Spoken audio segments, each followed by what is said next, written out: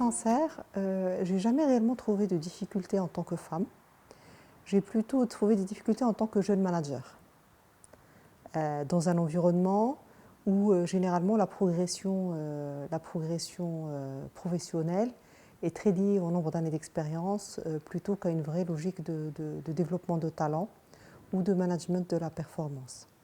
Je me suis toujours focusée sur donner le meilleur de moi-même, continuer à apprendre, connaître mes faiblesses et mes points forts, développer ces faiblesses et continuer à prôner le meilleur pour pouvoir évoluer. Le meilleur conseil, c'est d'écouter, donc d'être à l'écoute de ses collaborateurs, de ses managers, de donner la vision, donc de l'idée, de donner du sens aux actions des équipes, de donner du sens à la projection de là où on veut les emmener et en termes de valeurs, de garder beaucoup de modestie. Beaucoup de modestie et de se rappeler toujours qu'il y a des hauts et des bas et que c'est en restant en ligne avec ces valeurs qu'on continue un parcours serein. Mon rôle modèle féminin a été ma mère.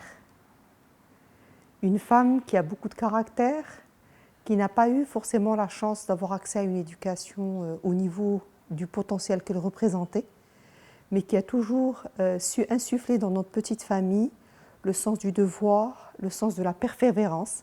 Et étant la seule fille au milieu de deux garçons, elle a toujours projeté ma réussite sur elle, et donc elle m'a toujours poussée à l'extrême.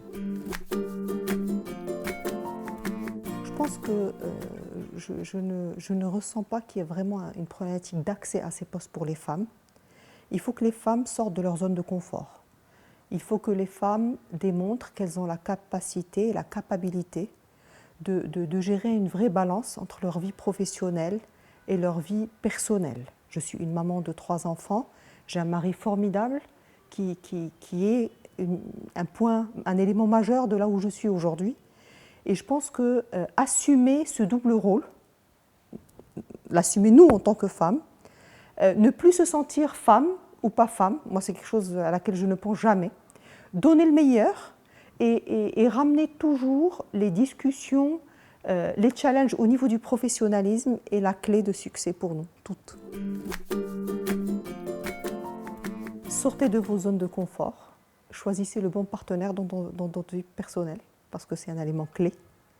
Ce n'est pas forcément pour des femmes qui ont une ambition de carrière, ce n'est pas forcément des profils de conjoints qui sont un peu des conjoints normaux, mais c'est des conjoints qui doivent être en termes de mindset dans une vraie expérience de vie conjugale équilibrée, qui dénote parfois par rapport à notre environnement, continue à grandir. Il n'y a jamais de limite à l'apprentissage, il n'y a jamais de la limite au développement. Certes, parfois c'est des développements techniques, mais c'est aussi des développements en termes de behavior, de comportemental, et surtout un élément qui manque aux femmes, et ça c'est connu mondialement, pas spécifique à la femme marocaine, africaine ou arabe, on est moins bon en développement de réseau que les hommes. Un homme n'a pas honte de prendre un téléphone et d'appeler quelqu'un qu'il ne connaît pas, de lui demander quelque chose ou de demander à être en contact avec lui, etc. Il faut qu'on ait aussi cette agilité et ce mindset de développement de réseau, de se mettre en avant pour aller chercher le meilleur.